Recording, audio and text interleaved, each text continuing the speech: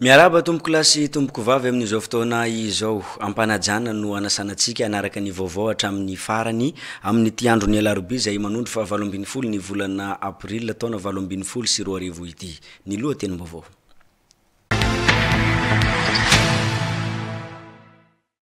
Fandrodanana trano teny amin'ny fokotany an-tany malandy sy ambala volo navoaka avokoa ny entana ary narodana ny trano ireto fianakaviany ireto. Misy ny politika vaovao hoenty ny fitondram-panjakana hanamorana ny fikarakarana ny taratasin'ny tany. Zazavao miisa 320 no raisina miaramila klasy voalohany sy klasy faharoa ny maraina teo no nanaovana ny lanonana ara-miaramila rehetra teny amin'ny bord de la mer ny Mahajanga.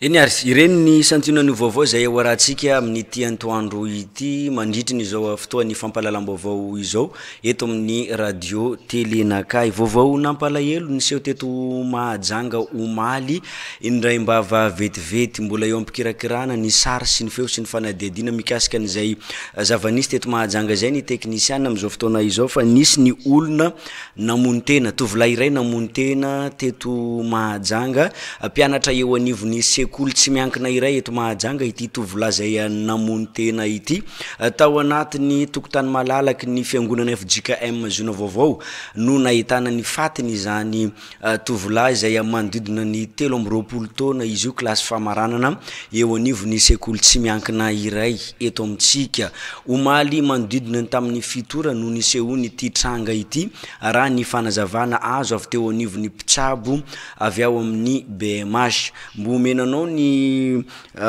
vaovao mikasika an'izay olona namony tena izay rehefa aveo fa mbola mikarakara ny teknisiana amin'izao fotoana izao fa toizatsika ny vaovao nisy ny zazavao zay niraisina miaramila eto Mahajanga nisy moa ny lanonana zay natao mikasika an'izany fandraisana ny zazavao izany teny amin'ny bord de la mer ny Mahajanga no nanaovana nyty lanonana ity lanonana ara-miaramila tsotsotra nefa dia manana ny maizy azy no ny tanterahina araka ity fanadihadiana zay iarahana amin'ny sitraka raron-jatovity. Miaramila zazavao miisa 320 lahy no noraisina ho fianakaviam-beny miaramila ao anatin'ny Toby Rasolonjatovo Claude Armand na ny RM4 tamin'ity andro ny anio ity. Voasikazo miaramila klasy voalohany sy faharoa izy 320 lahy ireto rehefa avy nanaraka fisedrana sy fiofanana ara-miaramila nandritra ny fotoana maromaro. Ny zavatra nataontsika androany moa arak'le hitantsika teo dia misy le fanaovana fandraisana ny zazavao ny atokotaona 17 sy 20 vao anak faharoa zany rehetrarehetra zany dia anambara amintsika fa manao ezaka ny fibaikona ny tafika malagasy mba hanampiana isa ny miaramila miasa aty amin'ny faritra misy atsika zany tena zava-dehibe mba azahoana mitandro ny filaminana sy zay fatatsika tsara fa efa tena mampikaikaika ny vahoaka kehitriny le tsy filaminana any ambanivohitra indrindra dia zany no nanaovan'ny tafika malagasy sy ny fanjakana amin'ny fampidirana an'ireo atokotaona anankiroa reo. Ao aorianan'izao lanonana ara-miaramila ho fandraisana azy ireo izao dia andray ny asany avy hatrany izy ireo ka ho zaraina manerana ireo kompania miisa 7 ato anatin'ny arezimanta ny Mahajanga. Fa etsakilan'izay dia nisy ihany koa tamin'ny fotoana io ny famindram-pahefana fibaikona teo amin'ny kompania miisa 3. Ny passation de commandement ny commandant compagnie anaky 3 io moa zany ny raha nahita fa dia ireo commandant compagnie 3 vaovao reo moa zany di kapiteny Rakotonirina Thierry Jiftirman izy moa zany commandant compagnie nécessaire vaovao dia ny any 406e compagnie dia kapiteny Solonandrasana Antonia ary ny any 408e compagnie Masomena dia lieutenant Razandry Francilien Patrice. Teny amin'ny bord de la mer manakaiky ny tany miaramila moa no nanatanterahana izao lanonana ara-miaramila izao izay natroniny ireo olona manam-pahefana eto atapy-tanànany Mahajanga.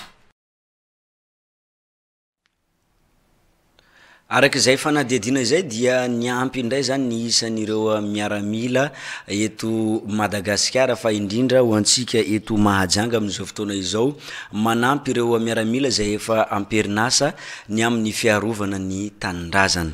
Zay ny mikasika an'iny aloha fa eo amin'ny tontolo ny fahasalamana kosa indray dia nandritry ny fankalazana ny andro maneran-tany ho an'ny fahasalamam-bahoaka tamin'ny daty ny 7 ny volana April, ny andro ny 4 ny volana April moa nanaovana ny fankalazana ny zany andro maneran-tany ho an'ny fahasalamam-bahoaka izany raha antsika taty amin'ny faritra Boeny dia nisy ny fitiliana maimaim-pona isan'izany ny aretina sida sy ny aretina diabeta tamin'ny ireny fotoana ireny. Nanana stand manokana mihitsy ny piasan'ny fahasalamana misahana ny aretina diabeta ity nanaovana an'izay fitiliana ny aretina izay ka dia tsy vitsy fa betsaka ireo olona zay nandray anjara mba nijery ny toe-pahasalamany tamin'ireny fotoana ireny. Nanahoana ny vokatra firy ny olona diabetika vaovao amin'izao fotoana izao raha ny eto Mahajanga. Olona 200 no tonga nanao fitiliana ny aretina diabeta nandritry ny fankalazana ny andro maneran-tany ho an'ny fahasalamam-bahoaka tamin'ny 9 ny volana April teo teto amin'ny hôpital Mahabibo. 7 ny olona diabetika vaovao fantatra io nandritry ny fitiliana igny, 9 ny vehivavy, 3 ambiny kosa lehilahy. Fantatra kosa nandritry n'izany fitiliana izany fa miisa 4 ireo olona zay efa fantatra fa diabetika hatramin'izay. Tonga teto ihany ry zareo nanatanteraka ny fitiliana.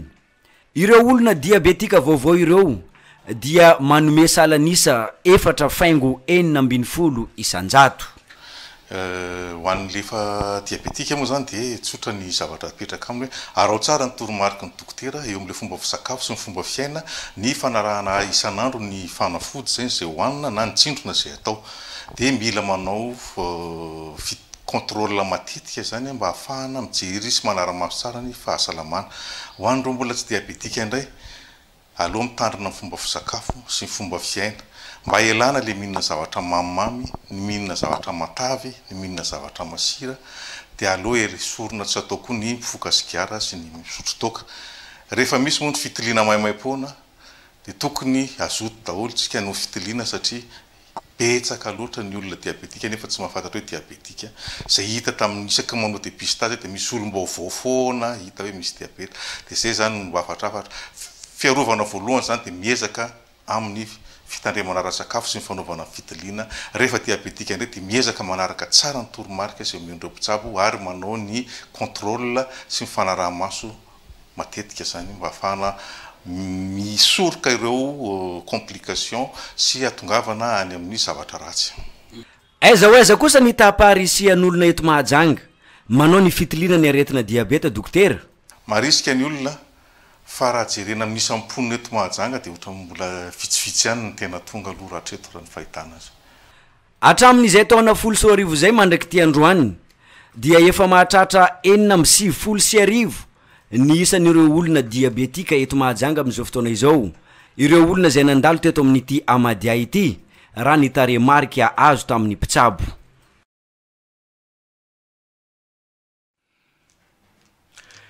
Misy filazana zay avoreto ampelantanana aloha amin'izao fotoana izao ilazana isika ray aman-dreny na solotenan'ny ray aman-dreny répondant manana zanaka mianatra ato amin'ny université ny Mahajanga sy ireo mpianatra maniry ny sitraka trano eny amin'ny cité universitaire eny amin'ny université ny Mahajanga mba hamonjy ny fiovoriana momba ny fampitana vaovao sy ny fanazavana mikasika ny tranon'ny mpianatra cité universitaire zay atao amin'ny maison de la culture ny alatsinainy fa 7 ny volana April 2024 amin'ny 3 sasany tolakandro. Natao teto Mahajanga ny 7 ny volana April 2024.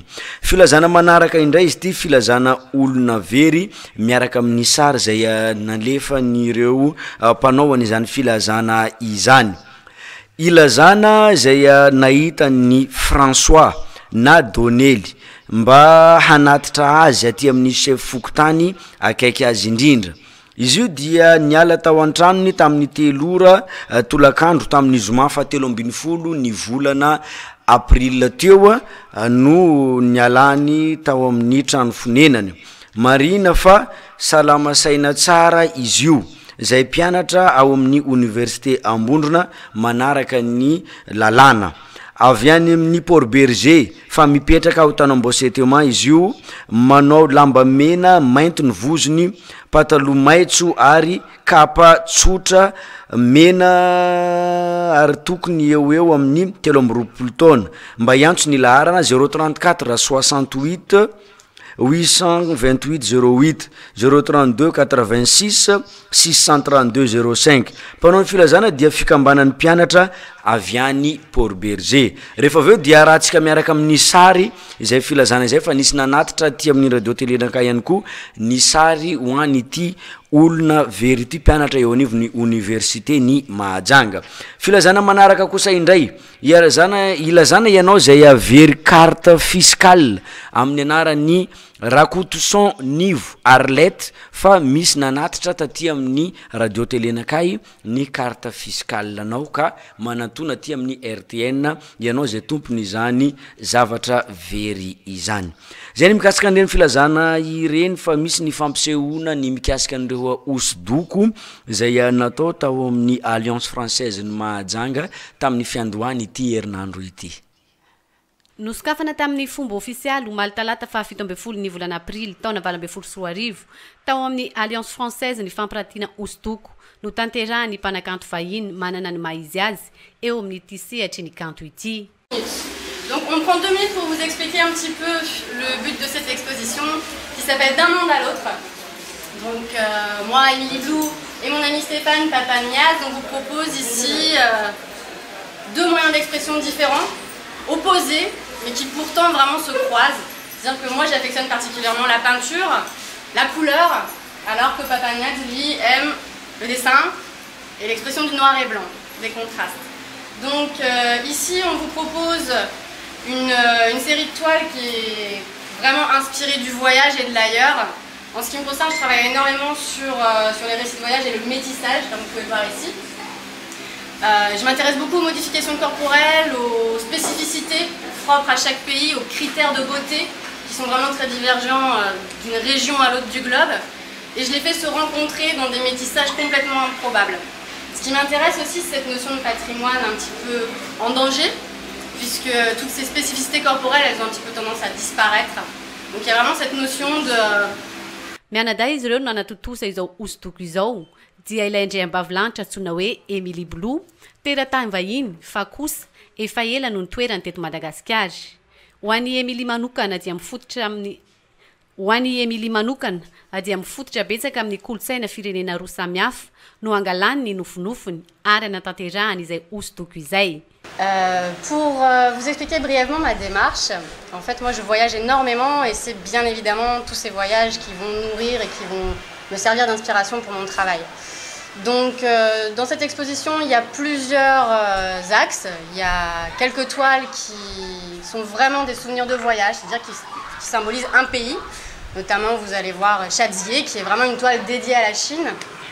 Et puis il y a une autre partie de cette exposition qui est plutôt dédié au métissage, puisque ce qui m'intéresse vraiment, moi, c'est cette rencontre entre différentes cultures et entre différents peuples. Donc je suis partie sur des personnages qui auraient des origines complètement improbables. Par exemple, une femme peule qui pourrait avoir des tatouages berbères. C'est-à-dire qu'on mélange plusieurs mondes qui ne devraient pas, qui ne sont pas censés se rencontrer, et qui se rencontrent là, dans une exposition colorée, puisqu'elle pouvait que être colorée, cette exposition. Mon point de vue à moi sur ce monde, il est vraiment plein de couleurs. C'est un monde merveilleux, un monde qui reste encore à découvrir, mais également un monde qui est vraiment en péril. Vous constaterez tout à l'heure en regardant un petit peu mon travail que je m'intéresse énormément aux modifications corporelles. Par exemple, ça peut être des tatouages sur le visage qu'on trouve dans certaines ethnies, ou des boucles d'oreilles, des colliers, des coiffures, des tatouages, des scarifications. Et j'ai la chance le mois prochain d'aller découvrir une nouvelle ethnie, dans le sud de l'Éthiopie, qui s'appelle l'ethnie Mursi, qui a la particularité pour les femmes de mettre des grands plateaux d'argile dans la lèvre. Donc il y a une femme Mursi que j'ai déjà représentée avant de les avoir rencontrées. Donc tous ces voyages-là vont encore, je l'espère, nourrir plein d'autres projets. Mais c'est vrai qu'on a bien conscience que tout ça c'est en péril, c'est probablement voué à disparaître. Manana ny heviny ihany koa i dadany mihaja izay mpiara-miasa akaiky amin'ny Émilie. De monde en danger. Oui, d'un monde qui, comme on peut le constater quand on se promène dans les rues de Mahajang, un monde architectural en tout cas, qui risque peut-être de disparaître, malheureusement, faute d'entretien. On peut le craindre. Hein. L'année dernière, quand je suis passé, il y avait encore un espace vide devant la maison Eiffel. La maison Eiffel qui a donc été construite, je crois, par le bureau d'études Jean Eiffel. Et donc, au jour d'aujourd'hui, quand on passe dans cet endroit, devant cette maison, qu'est-ce qu'on constate déjà? Une maison qui se construit devant. Donc, moi, à travers mes dessins, j'essaye de faire partager toute ma passion pour la beauté de cette ville, Mahajang, et de sensibiliser aussi les gens sur la richesse de leur patrimoine architectural. C'est vrai que je le fais aussi dans la musique. En fin de compte, la culture à Madagascar, elle peut être quand même très importante si on arrive à la mettre en valeur, quoi. Et non pas des fois à s'effacer par rapport à ce qui pourrait venir de l'extérieur. Non, je pense qu'ici, à Madagascar, il y a vraiment des choses très importantes. Nisy ny famarotana ireo asa tanana ireo omaly tao amin'ny Alliance Française ary raha ny vaovao voaray hatrany dia misy ny fandaminana ka hatramin'ny 17 ny volana aprilo avy zao vao hifarana ny fampirantiana. Ao aorianan'izao kosa dia isany koa ny fampirantiana izay ho tanterahana any Antananarivo.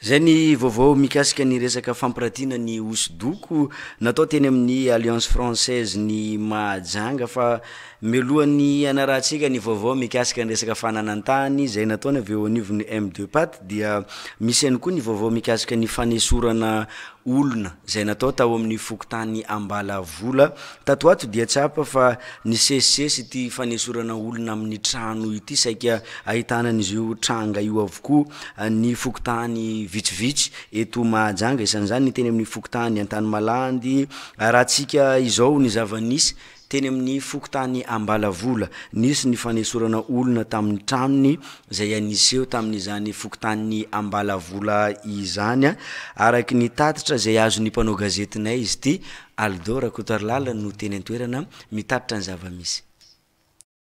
Navoaka avokoa ny entana ary noravanina tanteraka ny trano zay niorina tao amin'ny parcelle 1778 lo 650 fokontany Ambalavola secteur 4 no ny fanatanterana ny didi-pitsarana ifanolana ny Ramatoa Rasonirina Raketamanga Olga sy i Ramatoa Razafindratasy Martine Simenty ireto farany zay voalaza fa nipetraka tamin'ity tany ity hatramin'ny taona maro.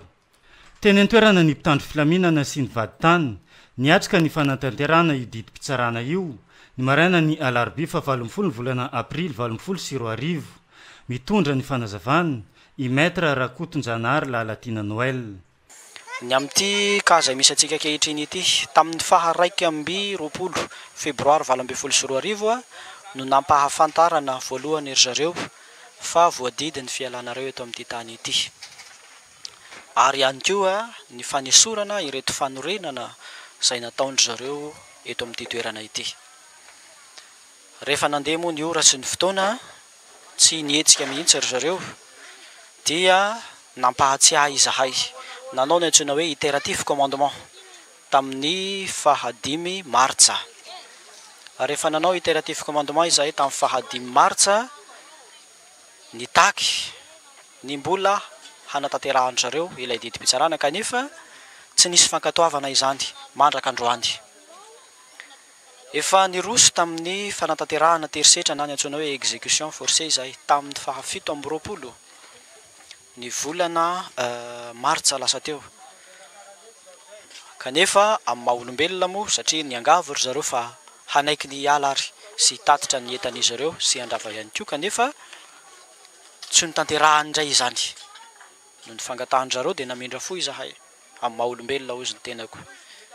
Kanefa rehefa tanatina fiandrasana ela tsy nisy fanohizana izay ilay fanatanterahana didy dia tsy maintsy niroso izany zahay androany. Hanao ny fanatanterahana tanteraka ny exécution définitive ilay didi-pitsarana. I Ramatora Zavindratasy Martina sy Imenty no fantatra fa nipetraka tamin'ity tany ity hatramin'ny taona maro. Toy izao ary ny fanazavany avy amin'ireto fianakaviana izay narodana trano ireto. Io lazendro tsy manana tompony zay fa rony manana tompony le raketa mangania sologaka nefa nio tany lovanay. Telo mirahalahy rô nateraka an'io Ramatora Zafindrasy io. Zay fa niady tamin'ny commune tamin'ny 2003 nisy taratasy mivoaka.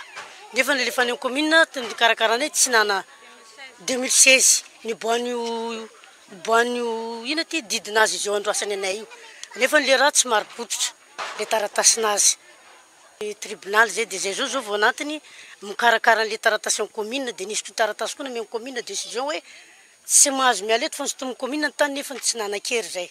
Fa mbola ndravandro ny tranonay zao. Fa ela zay ndango zay mbola totovavy fa tsy zao. Fa jusqu'à zay zao fa niteraka 10 mianaka zanako.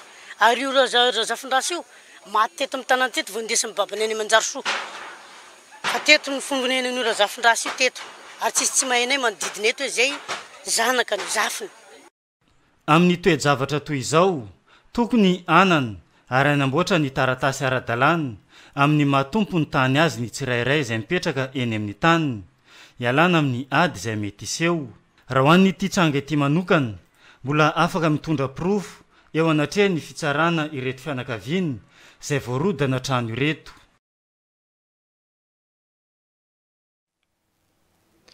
Araky nefa nampahafantarina tany am-piandohana teo dia vaovao maresaka eto Mahajanga zao ny mikasika an'ilay olona zay namono tena omaly ariva no nisehony ity tranga ity tao anatin'ny tokotany malalaky ny FJKM zona vaovao.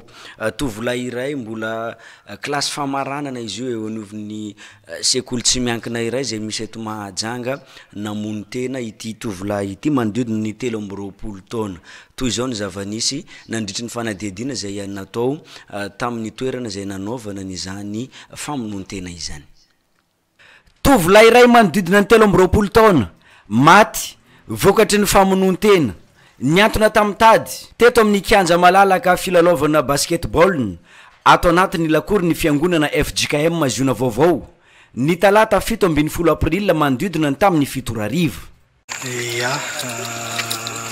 Sotranareo mpanao gazety zany tonga teto amin'ny jerenty zavatra tena mahonena tokoa, tena mampalahelo ny zavatra misy eto.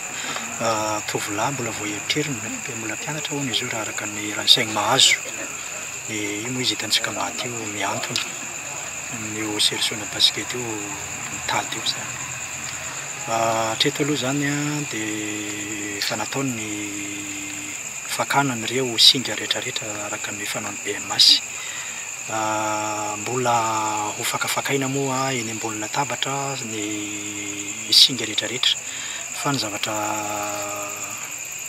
azo lazaina fotsiny aloha dia miantona amina tady hoe namono tena moa zany ny fijery azy voalohany fa ny fanadihadiana zay mbola ataon'ny polisy sy ny any moa zany mety manamarina an'izay na mety hoe manadiso an'izay fa mbola anatin'ny ankety vao io sokatra moa ny fanadihadiana.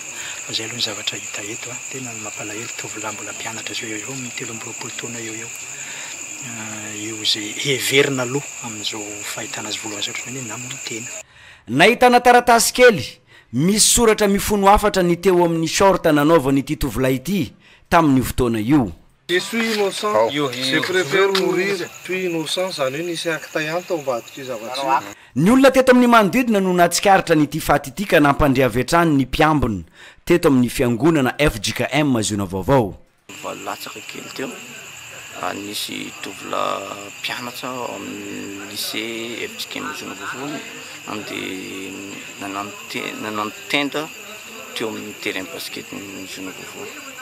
Dia zay moa magardiana zay mbany ary dia le olona mpiaramonina ty evelany lakoro nahita zavatra tsikaritra hoe misy alika mivovony dia nahita olona niantso tenda dia niantso nahita ambany tary dia zay moa rehefa aveo niantso nanao compte rendu tamin'ny lehibe sy tamin'ny bureau mpiangonana sy niantso amin'ny proviseur ny école dia ity tovolahy maty ity klasy famaranana terminal A eo anivon'ny sekoly tsy miankina iray eto Mahajanga monina eny amin'ny fokotany ny Ambalavola.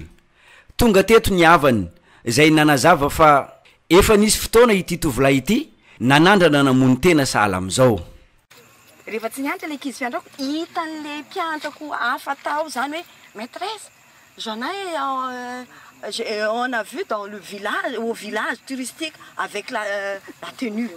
Mais pourquoi quand même et on me dit ça na diady de natsonay am'zay le ray aman-dreny le kizy le joana satria joana zany niaraka ny taminy nandeha tany amin'ny village tany tamin'ny zoma zay de le zazakely nyteny hoe izy angeny izy voampanafody be deabe nsaikana tely maîtresse zay na tonga na tsy niala taminy de tsy nianatra zao izy misokatra ny fanadihadiana zay ataon'ny polisy nasionaly tonga teto an-toerany tamin'ny fotoana nisy ony izao fahavoazana izao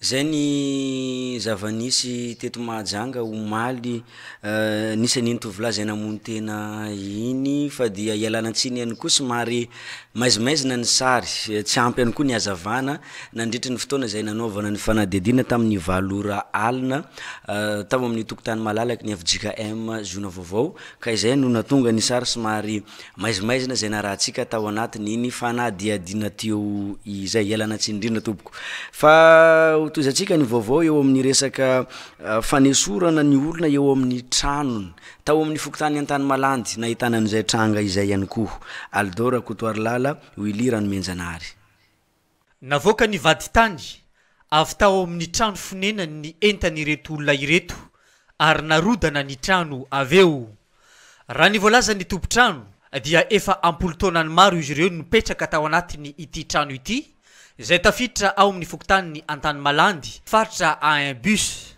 ny maraina teo ny tonga teny toerana ny vady tany sy ny mpitandro filaminany namoaka ny entan'izy ireo avy tao anatin'ny trano manana ny fomba fijeriny ireto olona izay lasibatra ireto zavatra andalo teto nomaly zahay 6 marandray misy polisy fipa anankiroa de osier miaraka olo efatra na avy tao nareo miboa izy iboaka andiaya nareo miala de nitra anaty trano 6h30 namoaka hentagna nariandreo vaky vitrany ity garde manger hentana jiaby vakivaky kobaniny vakindreo hentanay nariandreo antany natory antany zahay navy reo marandray ty koa nalaindreo le hentanay nabokandreo andala be izy io fahitanareo zio io amaro zany le henta fantaterinay ka mampalahelo anatin'ny andro folo taona nipetranay anatiny lakory ty sary nisy olo nilaza hoe nenazy izy hoe izy vao navy sisino direct namoaka zahay ka malahelo zany zany amle raha nazo anay ty zio io sisy nandritra ny fifampiresahana tamin'ny vady tany ny fampiarana ny didy navoaka ny fitsarana no nataon'izy ireo ary efa nisy ny taratasy fampilazana amin'ireo olona ireo amin'ny tokony ialany ao anatin'ny tranony tonga teny toerana ihany koa ny tambazotra miaro ny zony mpanjifa eto Mahajanga nijery ny zava-misy de nanazava moa le huissier misy didy mpitsarana de le niankilany zany gaga fa hoe mbola tsy tapitra nivoaka le zavatra any amin'ny tribunal de fa tonga le huissier de nijerena niaraka tamin'ny président fokotany moa zany ny zavatra rehetrarehetra de ohatrany misy zavatra tsy de mazava amin'le olona le nisorana tao anatin'le trano satria ny olana zany misy le vazaha anankiray zany nanambady gasy de rehefa nanambady gasy le vazaha de nisy piasan'le vazaha satria mpanao filao zany le vazaha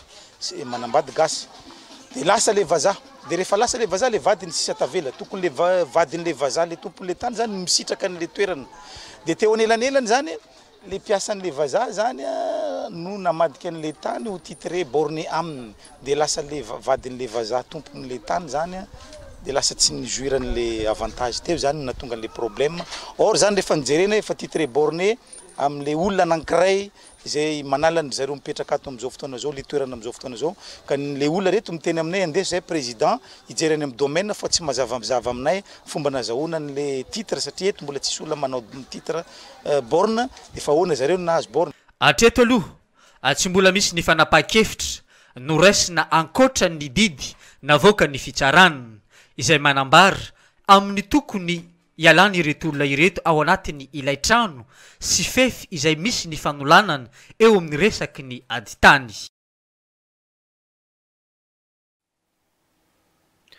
eo amin'ny vaovao sosialim-bahoaka ihany miezaka ny mitety fokotany eny amby roapolo eto Mahajanga ny mpanao gazety eto amin'ny radio Telenakay ao anatin'ny fitaterana an'ireo vaovao izay misy any anatin'ny fokotany tsirairay avy any. Ho an'ny fokotany fifio efa nisy fotoana antsika nandefa ny vaovao izay mikasika ny raharaha fisina rano maloto avy amin'ny douche sy WC ho an'ny olona ao anatin'ny fokotany ao amin'ny secteur 3 izay miparitaka meno ny lalana izany rano maloto izany izay miteraka fahasimbany lalana sy fofona maimbo ho an'ny vahoaka eo amin'ny manodidina ao amin'ity secteur 3 ity. Ankehitriny nisy ny fivoaran'izany zavamisy izany arahantsika ny toy ny vaovao amin'izao fotoana izao aiza ho aiza ny mikasika n'izay olana ho an'ny secteur 3 fokotany ny fiofio izay. Efa mba maimaina azo andehanany fa tsy ahitana fotaka mandrevo intsony ny lalana ato amin'ny vakiparitra fahatelo eto amin'ny fokotany ny fiofio amin'izao fotoana izao.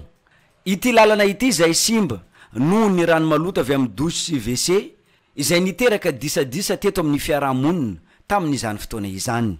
Iny zany mba fanilamina zany zay am'le izy. Nisy olona tsara sitrapo zany nanamboatra n'ity lalana anay atiky nitotorana vato le izy. De le ary amin'le canal rano very ery zany le tsy natondre tuyau zany le izy fa le lalana zany lasa nanakelezandreo nanaovandreo canal fotsiny zany andanan'le rano. Zay zany fa arak'izay ndraiky zany mba fa misy lalana zay vahoaka eto fifio zany fa misy lalana fa de misaotra betraka nareto. Ny lamina ny momba ny rano maloto amin'ny lalana fa ny olana misy izay mbola mampitaraina ny mponina amin'izao fotoana izao ny fahateren'ny lalana tsy mipetraka araka ny tokony ho izy ny plan d'urbanisme fa terikely ny lalana ivezivezen'ny vahoaka anika manahirana ny mponina sy ny mpamonjy voina ny fanavotana olona raha misy ny loza miseho ato na ny olona marary zany na ny eo amin'ny resaka ain-trano na ihany koa loza hafa izay miseho ankoatr'izay. Hitantsika tamin'ny sary teo fa somary teritery ny lalana ao anatin'iny secteur 3 izay anisany ny disadisa mpiarahamonina iny izay tsy manaraka ny plan d'urbanisme fa manahirana ihany koa ny amin'ny fanavotana ain'olona raha misy ny loza miseho ao anatin'izany toerana izany. Zay ny zavatra tsikaritra izay mbola mampitaraina ny olona ihany koa amin'izao fotoana izao ho an'ny fokotany ny fiofio. Fa mbola eo amin'izay vaovao sosialy izay hatrany mitohy ny mikasika n'ilay raharaha faty olona izay anisy tany amin'ny fokotany ny antany malandy nalefatsika teto amin'ny fotoan'ny fampahalalam-baovao. Arahantsika manaraka izao ny toy ny raharaha miaraka amin'ny sitraka Raron-Jatovo. Iakatra fampanoavana ny alarobia fahavala ambin'ny folo ny volana aprily ilay vehivavy voarohirohy tamin'ny famonoana ilay raim-panakaviana iray tao amin'ny fokotany antany malandy ny alahady lasa teo. Nisy ny fitarainana izay nataon'ireo fianakaviana ny amin'ny ayain'izy ireo ny mety ahavotsitra ity vehivavy ity izay fantatra fa sakaizany ilay rangahatrany izay tao amin'ny mpitandro filaminana tamin'ny andro ny omaly. Nanambara kosa nefa ireto mpitandro filaminana ireto androany marainy fa ho atolotra ny fampanoavana ilay vehivavy ka ho tsaraina amin'ity anio ity. Andrasana araka izany izay mety ho fanapahan-kevitra ho raisiny eo anivon'ny fitsarana ny amin'ny tsirara eny anivon'ny fokotany antany malandy ity. Zay ny toy ny raharaha ho an'ny fokotany antany malandy ho antsika rehetra izay manana ny vaovao izay miseho eny anivon'ny fiarahamonina eny. Azonao atao miantso ny laharana izay efa misoratra eo amin'ny fahita lavitra, miantso ny mpanao gazety aty amin'ny radio Telenakay fa indrindra ny vaovao izay miseho trangam-piarahamonina any anatin'ny fokotany izay misy atsika tsirairay avy any afahantsika mandefa izany eto amin'ny fotoan'ny fampahalalam-baovao ny radio Telenakay. Fa toizatsika ny vaovao eo amin'ny famakina ny filazana misy ny olona very amin'izao fotoana izao izay tadiavina ilazana izay mahita ny François na Donely mba anatitra azy aty amin'ny lehibe ny fokotany akaiky azy indrindra. Izy io dia niala tao an-tranony tamin'ny 3 ora tolakandro tamin'ny zoma fa 17 ny volana aprila 2024. Marina fa salamasaina tsara izy io. Mpianatra ao amin'ny université ny Mahajanga eny Ambondrona manaraka ny lalam-piofanana lalàna. Avy any Port Berger ity mpianatra ity taona voalohany fa mipetraka ao Tanambao Sotema. Izy io dia nanao lamba mena mainty ny vozony, manao pataloha maintso manao pataloha maitso mainty izy ty ary kapa tsotra mena tokony hoe eo amin'ny 3 taona izy io ary iantsony laharana 034 68 828 08 na 032 86 632 05 ireo olona zay mahita ny olona io ny mpanao filazana dia ny fikambanan'ny mpianatra avy any Port Berger. Filazana manaraka avy eo anivon'ny université ny Mahajanga. Filazana ilazana isika ray aman-dreny na ny solotenan'ny ray aman-dreny ny mpianatra na antsoina hoe répondant manana zanaka mianatra ao amin'ny université ny Mahajanga sy ireo mpianatra maniry ny sitraka ny trano ao amin'ny cité ny université eo amin'ny université ny Mahajanga mba amonjy ny fivoriana momba ny fampitana ny vaovao sy fanazavana mikasika ny trano ny mpianatra eny amin'ny cité universitaire izay atao amin'ny maison de la culture amin'ny alatsinainy 17 ny volana aprila 2024 amin'ny 3 sy sasany tolakandro no anaovana zany fivoriana izany. Natao teto Mahajanga ity filazana ity ny 17 ny volana aprila taona 2024 manao sony eto ambany ny filohan'ny université ny Mahajanga professeur Rakoto Arvony Andrianony Emmanuel. Vaovao makasika ny raharaha zay miteraka resabe eto Madagasikara am'izao fotoana izao ny etsika zay ataony solombavam-bahoaka eo anivon'ny antoko mpanohitra. Ao anatin'izany ny solombavam-bahoaka avy amin'ny antoko tiako Madagasikara sy ny solombavam-bahoaka avy amin'ny Mapara. Wilirany Menjanary. Mbola mitazona ny heviny atreto ireo solombavam-bahoaka ny Madagasikara voafidy tamin'ny anarany Mapara sy Tim hanatanteraka famorim-bahoaka anaovana tatitra momba ny lalàna mikasika ny fifidianana izay ho tanterahana any Antananarivo renivohitra io fivoriana io ny sabotsy ho avy izao.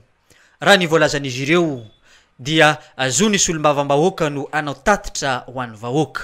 Afaka manao tatitra manirana ny Madagasikara amin'ny vahoaka malagasy na eto toerana ny ampitan-dranomasina. De ny hevitra koa de tsy mila mangataka autorisation satria ny autorisation dia ho an'ny olona anao fihetsiketsehana andalambe publika zany zay mety anelingelina ny toerana publika fa fampahafantarana na invitation ny tokony atao amin'ny tompona ndraiky mpanjakana zay olom-boafidy fa tsy olom-boafidy. Ny député de Madagascar dia olom-boafidy ary anatin'ny article 208 ao amin'ny règlement intérieur anay zay hita ao amin'ny article 18 ny ordonnance 2014-001 tamin'ny 18 avril 2014 de adidinay devoiranay solombavam-bahoaka ny manao tatitra amin'ny vahoaka ny fidenay rehefa tapitra ny session. Fitariana olona hidina andalambe kosa ny fandraisany solombavam-bahoaka ny Madagasikara zay miaraka amin'ny fitondrana ity fihetsika ataon'ny solombavam-bahoaka Mapara sy Tim ity. Manomboka eo analakely no anaovan'izy ireo izany ary ny tena ahina dia nisy ny fandrobana manodidina ity toerana ity. Voka-drasy amina fitaritana vahoaka andalambe da maro koa ny zavatra potiky sanatria ny vava fandrobana magazay sy ny karazany. Gn'olo manana asany eo analakely ohatra mivarotra vato, magnano fiarana tomobilo, mivarotra telefony, mambarotra lamba, ho famelomana ny vady aman-janaka kanefa ho tapaka koa zany agnatin'ny fotoagna maharitra, ny fotoagna foiky. Zany hoe maharary eny ny vady aman-janaka tsy mihinagna io kanefa zay mahatonga anazy zany hoe misitona feon'ny fieritreretana hoe alao tatitry gn'ataovy da raha magnano tatitry en salle. Raha magnano totsika hoe zavatra atao sy amin'ny alalan'ny fikorotagnana fa amin'ny alalany totsika hoe fomba mihaza ary mametraka ny sotoavy na mamalagasy. Raha ny voalazany ny mpitandro ny filaminany zay tarihin'ny préfet de police any Antananarivo renivohitra dia tsy nahazo lalana anao io etsika famorim-bahoaka io ny solombavam-bahoaka Mapara sy ny Tim any Antananarivo. Filazana olona very averina vakina amitsika ilazana zay nahita ny François na Donely mba hanatitra azy amin'ny sefoko tany akaiky azy indrindra. Izy io dia niala tao an-trano tamin'ny 3 tolakandro tamin'ny zoma fa 7 ny volana aprila 2024 marina fa salama saina tsara izy io zay ampianatra ao amin'ny université ny Ambondrona manaraka ny lalam-piofanana lalàna avy any Port Berger izy io fa mipetraka entana Ambosotema manao lamba mena mainty ny vozony patalo mainty ary kapa tsotra mena tokony eo amin'ny 13 taona na iantso ny laharana 034 68 828 08 032 86 632 05 mpanao filazana dia ny fikambanan'ny mpianatra avy any amin'ny distriktan'ny Port Berger filazana avy eo anivon'ny université ny Mahajanga ilazana sika ray aman-dreny na solotenan'ny ray aman-dreny io lay antsona hoe répondant manana zanaka mianatra amin'ny université ny Mahajanga sy ireo mpianatra maniry ny sitraka trano amin'ny cité universitaire eto amin'ny université ny Mahajanga mba hamonjy ny fivoriana momba ny fampitanany vaovao sy fanazavana mikasika ny tranon'ny mpianatra eny amin'ny cité universitaire zay atao amin'ny maison de la culture ny alatsinainy fa 13 ny volana aprila ho avy izao amin'ny 3 ora sasany tolakandro natao teto Mahajanga ny fa 12 ny volana aprila 2024 manao sy ny eto ambany mo ny filohan'ny université ny Mahajanga professeur Rakoto Arvony Andrianony Emmanuel misaotra tompoko zay ihany koa tompoko lasy tompoko vavy ny masaka azo no naroso anao tamin'ny ty andro ny alarobia fa 12 ny volana aprila taona 2024 ity mankasitraka ny amin'ny fanarana ny radio télé nakay ary manasanao izahay anoy ny fanarana tsy tapaka na ny onjapeo FM 94 MHz na ny fahita lavitra nakay eto Mahajanga mahitraka velomana manaraka indray